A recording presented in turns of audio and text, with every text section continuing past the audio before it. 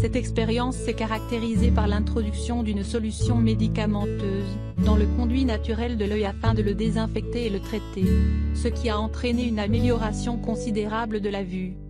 Est-ce la fin des lunettes et des lentilles? Les nanodrones utilisent la nanotechnologie pour améliorer la vision et pourront de ce fait remplacer les lentilles multifocales. Ainsi, toute personne souffrant de myopie ou d'hypermétropie pourrait éventuellement voir des objets placés à distances différentes.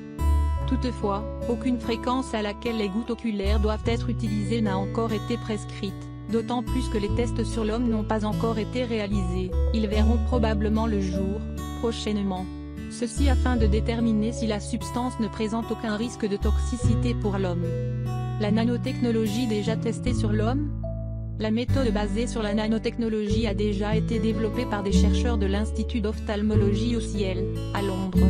Ainsi, des gouttes oculaires pour lutter contre la dégénérescence maculaire liée à l'âge ont été testées sur des patients et ont donné des résultats satisfaisants. Conseils pour améliorer sa vue. En attendant la mise au point des fameuses gouttes oculaires pour améliorer la vue, vous pouvez suivre quelques conseils afin de vous protéger d'une dégénérescence maculaire.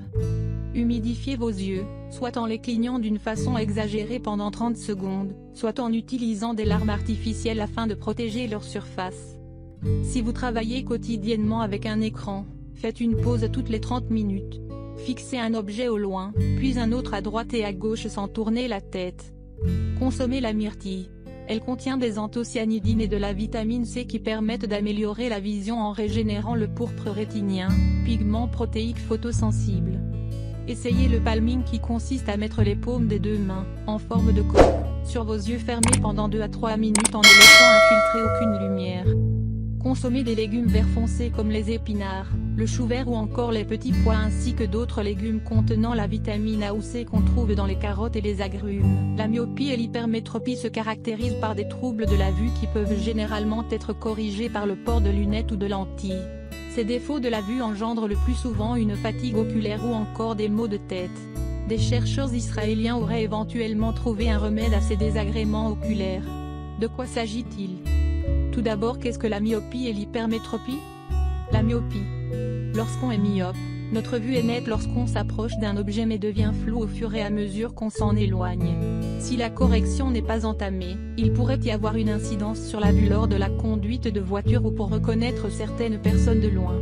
La myopie survient à tout âge et c'est généralement lors de la puberté qu'elle se manifeste. L'hypermétropie. Lorsqu'on est hypermétrope, la vue de loin est parfaitement nette mais devient floue au fur et à mesure que l'on s'approche d'un objet. Ce défaut de la vue peut perturber les tâches quotidiennes. Cependant, il ne faut pas confondre hypermétropie et presbytie. Le premier trouble de la vue est souvent congénital mais il est surtout découvert après que la vision de près devienne défectueuse. Ainsi, l'hypermétrope voit mal de loin et de près, tandis que le second concerne les personnes qui ne peuvent pas voir de près mais voient très bien de loin. En général, une personne se rend compte de son hypermétropie lorsqu'elle devient presbyte. Les gouttes qui améliorent la vue. Selon Ouest France, des chercheurs israéliens du Centre médical Shaare Zedek et de l'Institut de nanotechnologie et de matériaux avancés de l'Université Bar-Ilan, spécialisés en ophtalmologie, ont mis au point des gouttes oculaires, susceptibles de remplacer les lunettes en cas de myopie ou d'hypermétropie. Cette découverte pour le moins révolutionnaire pourrait corriger la vue, réparer la cornée des myopes et des hypermétropes et bien d'autres défauts de la vue. Toutefois, les essais cliniques n'ont été à l'heure actuelle testés que sur des cochons. En effet, cette expérience a mis 2 années pour être mise au point.